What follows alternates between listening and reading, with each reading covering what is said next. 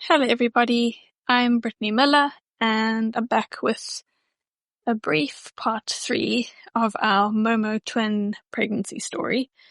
I have had to record this again because something bugged out, and obviously when you are trying to do lots on the go, something's obviously going to go wrong, but just thought I'd give a little update for whoever is invested and also just for myself to remember how things have gone along this journey. So I've managed to reach 28 weeks and 5 days, but we are basically at the end of this pregnancy now because I've been told that we have to deliver, and it's all happening very fast and is actually scheduled for tomorrow. So yeah, it's been very complicated and taxing, and there's been so much to weigh up. But yeah, I mean, we were only really told 2 days ago that we were delivering this week. We've been doing lots of checks, probably at least like once or twice a week for the past few weeks, just to monitor the twins more closely to see how things are going. And basically our smaller twin, it looks like she's stopped growing. So she is starting to struggle and is not getting the nutrients that she needs. Her blood flow and her Dopplers were looking more positive in recent weeks. And so we were hopeful that it would mean that we could keep things going longer and that she would have a better supply of blood and nutrients. But they've come back to being what is referred to as absent or intermittent flow. So she's not getting a consistent supply. And we are now seeing that coupled with the lack of weight gain, while the other twin has positive flow still and is growing steadily. And it's obviously complicated because you can't take one baby out and leave the other one in. They have to both come out. So we've had to reach the tricky point and make the difficult decision that it's time to get them out. I'm absolutely terrified because they are going to be very, very premature, and with prematurity like that, there are a lot of risks and complications, and yeah, it's going to be a really long journey ahead of us with NICU and trying to keep a bit of a balance with life and, also be present for our toddler. And yeah, I think quite frankly, we don't really know what we're going in for, but we've really been sitting and struggling with being in this limbo and liminal space for the past few weeks and not really knowing what things are going to look like. So at least now a decision has kind of been made. And while it's tricky, I think it helps a bit just to at least know, then not have any idea of, is it this week? Is it next week? How close to 34 weeks are we going to be able to get? How are they going? Are they growing okay? How are the cords looking? Because with this type of pregnancy, and regardless of all the extra complications that we have in particular with our girls, cord entanglement kind of remains a concern throughout the whole pregnancy, and it's something you can't really predict or track and see. So even if we weren't dealing with blood flow issues and weight gain issues, there would still be that at play. So yeah, that's kind of the decision that has been made, and I've been trying to finalize things and pack my bags and authorizations with medical aid and all that stuff, and it's happening tomorrow. Yeah, so it's really not when we wanted it to be, but we have to just continue to trust and have faith that things will be okay, and that there's a good medical team that will be around to support our girls. The hospital that we're going to be at, I think, has a really good NICU and has the capacity to deal with 28, 29-week-old babies. So that's at least helpful in that we're not needing to go to a hospital that's quite a lot further, which will be tricky to manage with driving and delivering milk and visiting and all that kind of stuff. So it's like 5 minutes from home, and so it will be easy enough to get there. But yeah, it's going to be a lot of back and forth, a lot of unknown, a lot of late nights and worrying and stress. But we have to just kind of trust that I've got them as far as I can in utero now. And yeah, in the case of our smaller twin, that we need to give her a chance at being able to get the good blood flow and oxygen supply and nutrients that she can get from the team who support her than the competition for resources inside with her sister. So yeah, it's a lot to take in, but that's basically where we are at. Yeah, just the timeline doesn't quite add up, and it's obviously scary that they'll be coming out so early, but we're trying not to overthink that and just take it one day as it comes. We are meeting with the neonatologist later this afternoon before I get admitted.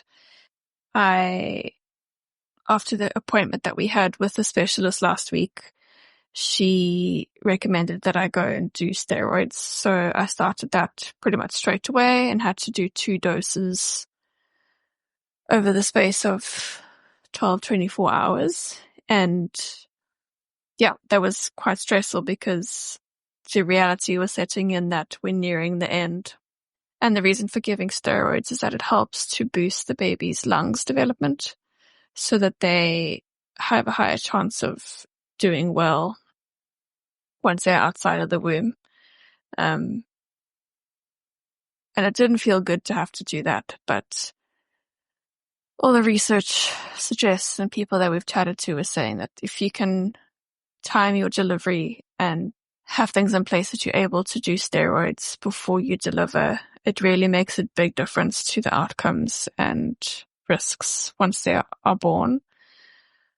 So yeah, while it's not pleasant, I'm at least thankful that we weren't necessarily put into an emergency situation where it was going for a scan's looking bad, you have to be admitted right now, and we need to get these babies out.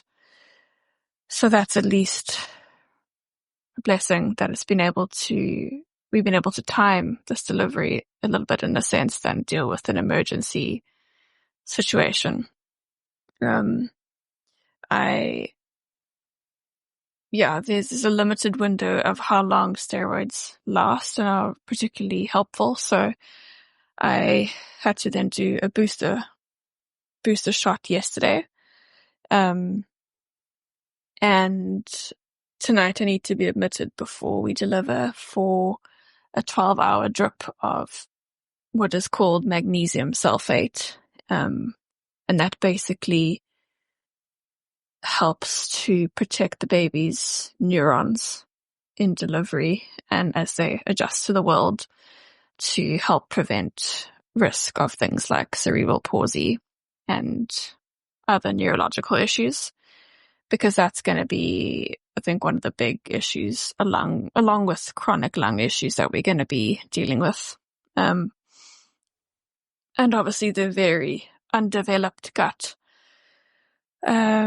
So yeah, it's all very much a lot to take in, but I think I'm at least thankful that we've been able to catch this, make the decision, and get medication in that can help.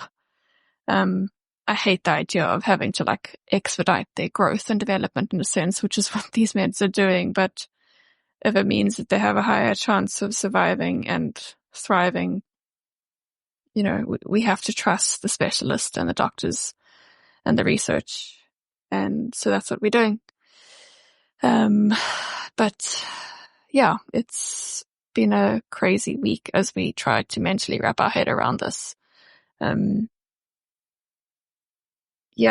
This whole pregnancy has been very, just kind of feel like walking on eggshells a bit and kind of waiting scan by scan to see how things are going. And my anxiety levels before every scan are so high, and I sit there in the waiting room every time, like just so anxious, and my stomach does somersaults. And yeah, you go in there, you go into your appointment, and you just like, oh, the heartbeat's there. Okay, cool. Tick.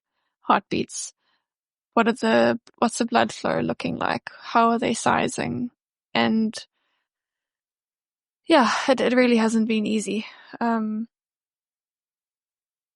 It is interesting though in that, so if I've counted correctly, my husband and I have had 18 appointments with specialists and gynae checks for this pregnancy. I went back on my calendar and checked. That is just absolutely crazy. We've had 18 appointments and 18 scans. And it's a lot. And it's obviously been a very costly, expensive endeavor. But yeah, I guess I'm just reflecting on that now. I'm thankful that we've had access to that kind of medical support from the team and that we've been able to afford the appointments. Yeah, because I think in places around the world with this type of pregnancy, you don't get scans as frequently, and so there's a lot more anxiety. And yeah, it's harder to come by. So I'm thankful that we have good access here and we have good medical aid that have been able to help us. Because yeah, 18 appointments, 18 doctor fees is a lot. But it's been interesting in that, yeah, I think Simon and I kind of have a good sense of what the machines do and what you're looking for. And because we've seen the specialist so many times doing Dopplers and checking their measurements, we kind of sit there and we know what she's doing, and we can look at the numbers and get a sense of like, okay, this number's not looking great, or this number's not looking, it was looking good. And so we've kind of, I guess, learnt a bit about scanning twin babies and the complexity of that. But I think I'm looking forward to not having to go to scans so often and having to arrange childcare for our toddler and sitting with that anxiety before every scan to see if things are okay. It'll be a very different source of anxiety and stress now that they'll be out of me. But yeah, it's a whirlwind. It's crazy. But yeah, like I said, that, we've reached a point of a decision, and we just have to accept and trust that things will be okay from here on out. And we know it's not going to be easy, but it's going to be out of our control, and that's daunting. Yeah, it's a weird place to be in that, like, I think my body's done the best that it can to get them this far, but now to let go of that and trust professionals and strangers to look after my babies. It's a big mind shift. So yeah, I think I'm in as peaceful as a place as I can be today, just kind of focusing on getting stuff done. I definitely don't always sound this calm and peaceful. Emotions have been everywhere. But I think I have a sense of peace in knowing that, yeah, we've done the best we can. And Simon, Haley, and I were able to sneak a weekend away a few weekends ago, just the three of us, to spend some good quality time together. And so while it's going to be very chaotic for Haley and us and managing everything, we were able to kind of squeeze in a little trip, just the three of us, and have a peaceful weekend. And yeah, I also had a very special baby shower a few weekends ago, and we're blessed with lots of the crucials things and some special things.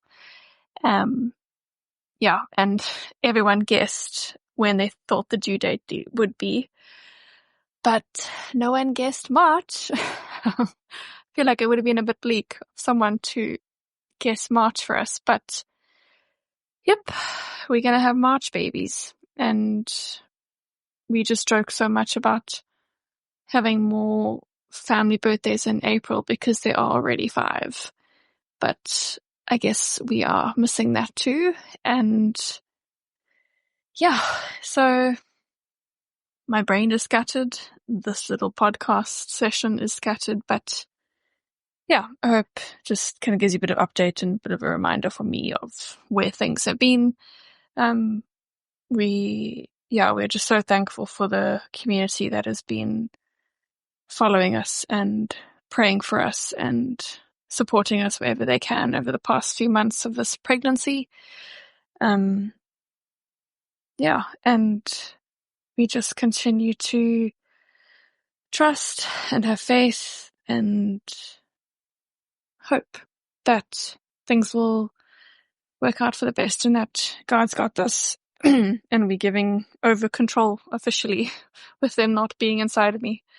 And yeah, it will also be nice to be able to share their names because we've shared their second names with a few people and it's often been confusing and we try not to tell them the real name. So at least as of tomorrow, the world will know our MoMo twins' full names. But yeah, I don't know what the next season is going to look like, but would love to continue to share when I do get a gap. But yeah, just thank you to everyone for the love and support and please continue to be around because we will need that love and support as we go into this next little chapter of the season of MoMo twins.